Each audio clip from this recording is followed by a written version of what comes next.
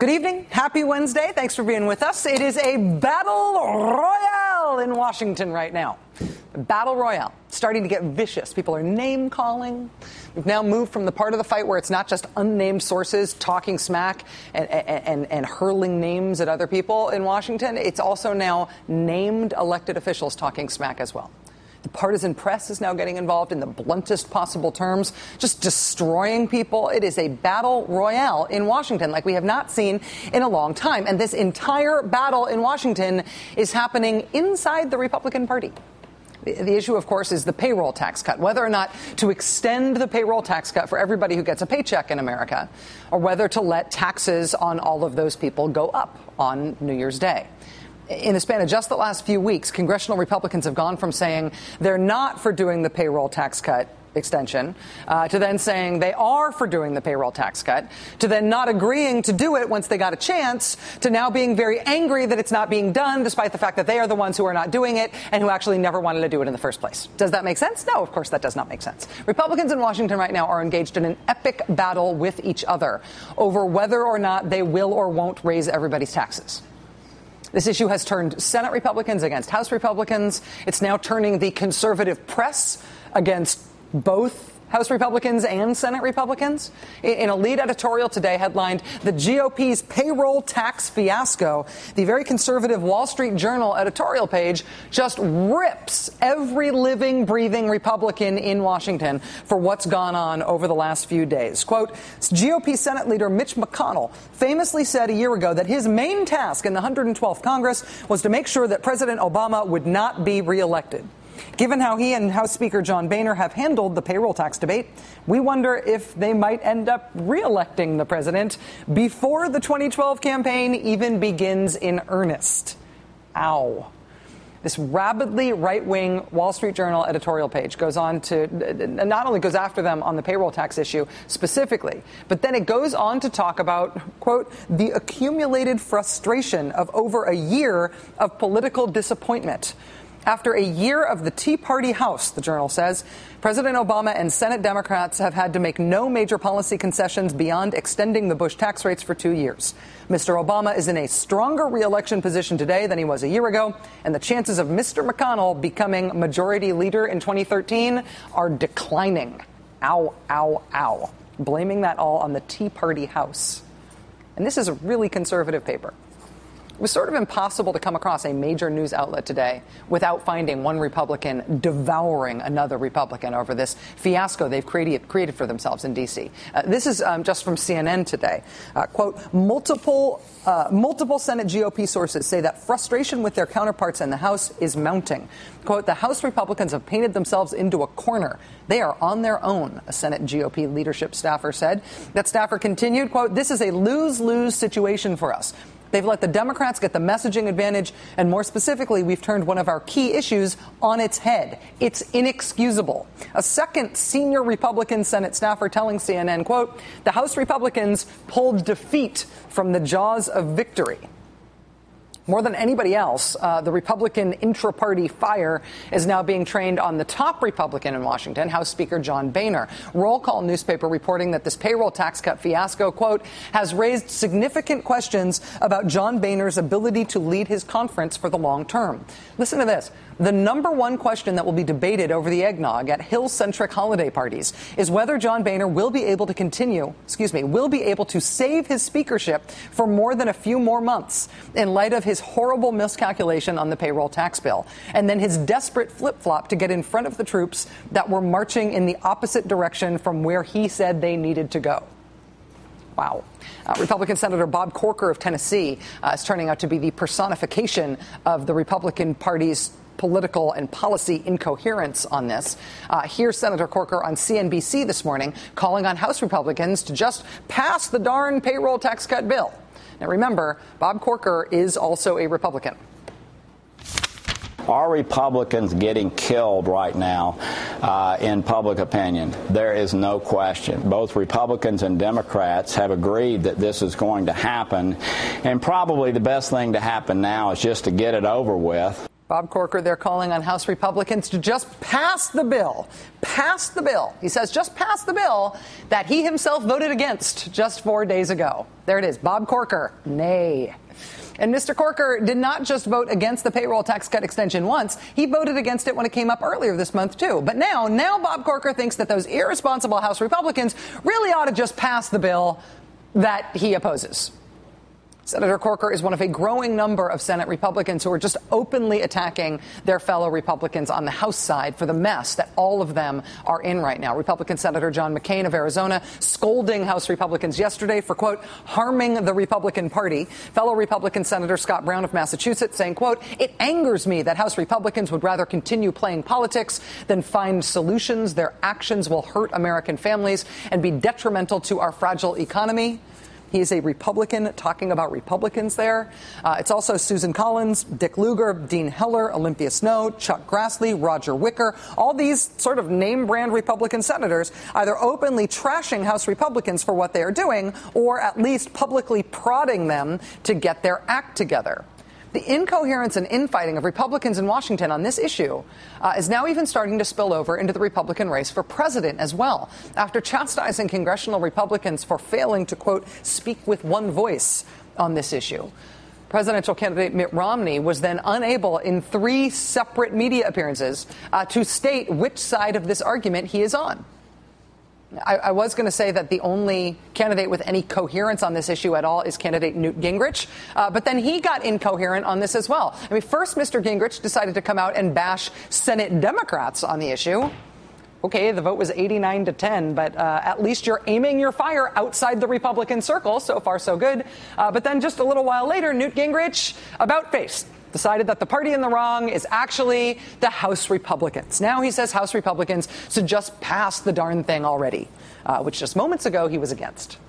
Republicans are unable to explain themselves on this. And it would be one thing if this were an inter-party fight on a matter of principle, a fight because one side wanted to make a point. But in this case, even the point isn't clear. The only clear message that any Republican has on this tax issue right now is, what are we doing? We look like idiots. That's the only clear message from Republicans right now. And that's the kind of thing that happens when leadership fails. That's what happens when, say, a Republican House Speaker is really bad at his job. And it all came full circle today for John Boehner. On the very first day of John Boehner's tenure as House Speaker, do you remember this? One of the first things he did wrong was that he didn't notice that he'd forgotten to swear in 2 of his own members. Republican Congressman Pete Sessions of Texas and Mike Fitzpatrick of Pennsylvania, they were not present for the official swearing in, which meant that they technically were not members of Congress. They hadn't been sworn in. Pete Sessions and Mike Fitzpatrick tried to make it better by attempting to swear themselves in by raising their hands at a television set that was showing their colleagues being sworn in. But, it turns out that's not actually in the Constitution. So despite not being actual members of Congress, these guys started voting on stuff. And then the House had to go back and correct those votes to account for the fact that John Boehner had not made sure that all of his people were physically there to be sworn in. It was a total mess. And even on pedestrian matters such as those, even on the logistics, John Boehner's leadership in the House has just been a mess from the very beginning. Everybody wants to blame those radical Tea Partiers in his caucus. You can't blame the radical Tea Partiers for forgetting to swear in 2 guys. I'm sure that John Boehner is a very nice man. But John Boehner is manifestly bad at the job of being Speaker of the House. And that came full circle for him today. One of the guys who John Boehner forgot to swear in, Congressman Mike Fitzpatrick, he finally is now a duly sworn member of Congress. So Congressman Mike Fitzpatrick today was presiding over the House chamber when the number 2 Democrat in the House, Steny Hoyer, tried to bring the Senate payroll tax cut bill to the floor. And John Boehner's folly, otherwise known as Mike Fitzpatrick, apparently had no plan to deal with the Democrats trying to do this. He did not arrange for Republicans to argue against it or to make some procedural move to try to make it look like it was being worked on or something. He didn't do any of the legislative things that help a side win in Washington when they are engaged in a big fight. The way that he dealt with it when the Democrats tried to bring up this bill today is the guy who was the acting Speaker of the House today, Mr. Fitzpatrick, just kind of walked away. He just shuffled off the House floor and walked away. While Steny Hoyer, number 2 House Democrat, thoroughly embarrassed the House Republicans even further. Pursuant to Section 3B of House Resolution 493, the House stands adjourned until 10 a.m. on Friday, Mr. Speaker, December 23, Mr. Speaker, 2011. Mr. Speaker, Mr. Speaker, I would like to ask for unanimous consent that we bring up the bill to extend the tax cut for 160 million Americans. As you walk off the floor, Mr. Speaker, you're walking out. You're walking away, just as so many Republicans have walked away from middle-class taxpayers, the unemployed, and very frankly as well from those who will be seeking medical assistance from their doctors, 48 million senior citizens. We regret, Mr. Speaker, that you have walked off the platform without addressing the issue of critical importance to this country. The John Boehner is bad at his job hypothesis is getting close to graduating into the John Boehner is bad at his job working theory of understanding Washington. Joining us now is Washington Post columnist and MSNBC policy analyst Ezra Klein. Ezra, it's good to see you. Thanks for being here. Good evening. Why are we seeing this level of discord among Republicans on the Hill? It seems in part to be logistics. They do not know what they are doing or what they are supposed to be doing next, but it does also seem to be some policy incoherence here. There was a bit of a collision on the racetrack here. On the one hand, Republicans want to oppose things that Barack Obama would like to do, that President Obama would like to do. And on the other hand, Republicans would like to pass tax cuts. And you see it most clearly in the case of something like the Wall Street Journal. That is the business wing of the Republican Party. And the business wing of the Republican Party doesn't like Barack Obama very much, but they really don't want their taxes to go up. They really don't want to pay more to employ workers. They don't want to have a hit to consumer demand next year. So this is not going to go well for the Republicans until they figure out a way out. And the problem is they sort of thought they had one, at least for a couple of months. And then John Boehner sort of ended the deal. Mitch McConnell thought he was negotiating on behalf of John Boehner. He thought he was negotiating on behalf of the House Republicans. And then it turned out he wasn't. And what people in Washington really don't like is to have a deal they thought they agreed to reneged upon. Could you see somebody other than Speaker Boehner stepping up to sort of get this job done? And by the job, I mean, in part, the policy, getting this tax cut extended, which everybody at least says they want to do, but also in part, getting the Republicans back together. Is he the only one that can do it? Because he doesn't seem to be very good at anything that he tries to do. Speaker Boehner has essentially admitted he can't do it. One of the really interesting movements in this debate over the last week has been that now the big position of House Republicans is there needs to be what's called a conference committee. And a conference committee is when the House and the Senate offer up negotiators who have to deal with the bill together in a room somewhere behind, away from cameras. Now, conference committees have largely disappeared over the last decade. They used to be there because you needed the leadership needed the very powerful committee chairs to be on board with them. That's what the conference committee was. They got a bunch of people in the room, all of whom had power, and they worked out a deal. As leadership became more powerful, conference committees began to disappear.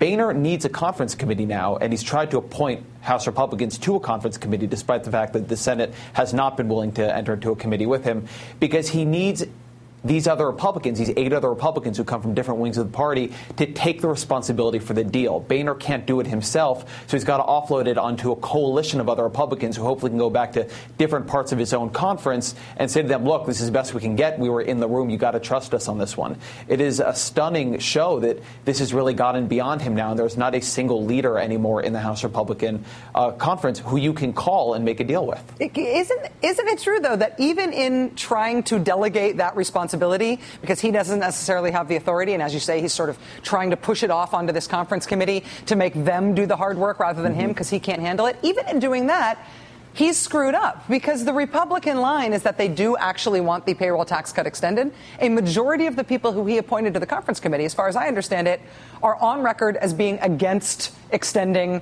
the payroll tax cut. So even in trying to save himself, he seems to be continuing to screw up his main message. Well, to some degree, I wouldn't put it exactly like that. What I would say is that he is trying to reflect to the best extent possible the fundamental Republican incoherence here, which is how do you oppose a payroll tax cut while seeming like you're on the side of the payroll tax cut? So if you listen to John Boehner's statements on this, he says continuously, we just want to get into negotiations so we can do what everybody already wants to do, which is extend the payroll tax cut.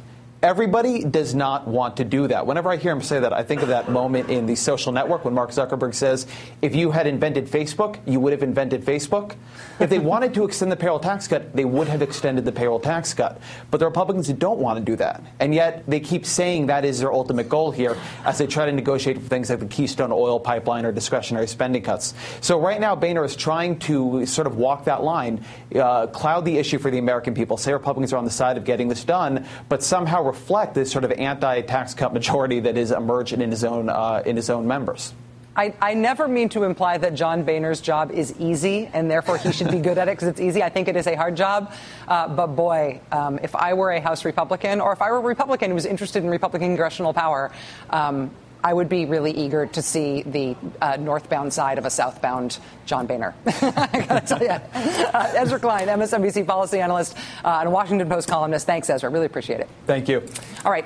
If the sight of a cute dog snoozing by a roaring fire in a warm Christmas setting fills you with bottomless rage, then stay tuned. There is a very famous Republican governor who shares your inexplicable outrage at that dog.